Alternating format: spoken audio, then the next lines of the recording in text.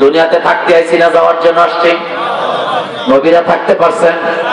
হযরত ইদ্রিস আলাইহিস সালাম থাকতে পারেন নাই, সুলাইমান আলাইহিস সালাম থাকতে পারেন নাই। সুলাইমান আলাইহিস সালামের রাজত্ব কত বড় ছিল! আহারে, সারা দুনিয়া তিনি শাসন করছে। তিনার প্রজারা শুধু মানুষ নয়, বাঘ সিংহ তিনি মাছগুলা পর্যন্ত সুলাইমানের আনুগত্যে আছে না?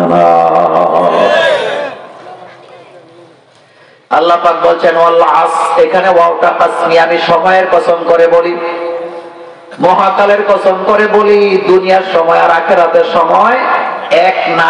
বিজ্ঞানীরা বলেছেন এটাই বাস্তব কথা, দুনিয়ার সময় আর মঙ্গল গ্রহের সময় কিন্তু এক না। বিজ্ঞানীরা বলেছেন, আপনি গুগলে ঢুকলে দেখবেন দুনিয়ার সময় আর মঙ্গল গ্রহের সময়ের মধ্যে পার্থক্য হলো, দুনিয়াতে যদি একটা বাচ্চা জন্মগ্রহণ করে, যমজ, কি বাচ্চা? যমজ বাচ্চা যদি জন্মগ্রহণ করে, করার সাথে সাথে একটা বাচ্চা যদি দুনিয়াতে রাখেন, আরেকটা বাচ্চা যদি মঙ্গল গ্রহে রাখেন, মঙ্গল গ্রহের বাচ্চাটা যদি মঙ্গল গ্রহে 24 ঘন্টা থাকে, 24 ঘন্টা পরে যদি দুনিয়াতে আসে, দুনিয়াতে আসার সময় মনে করবে দুনিয়ার বাইটার বয়স হবে 24 ঘন্টায় হয়েছে, কিন্তু আইসা দেখবে অলরেডি 26 বছর হয়ে গেছে।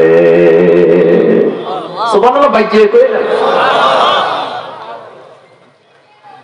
তার মানে দুনিয়ার 26 বছর, মঙ্গল গ্রহের কয় ঘন্টা?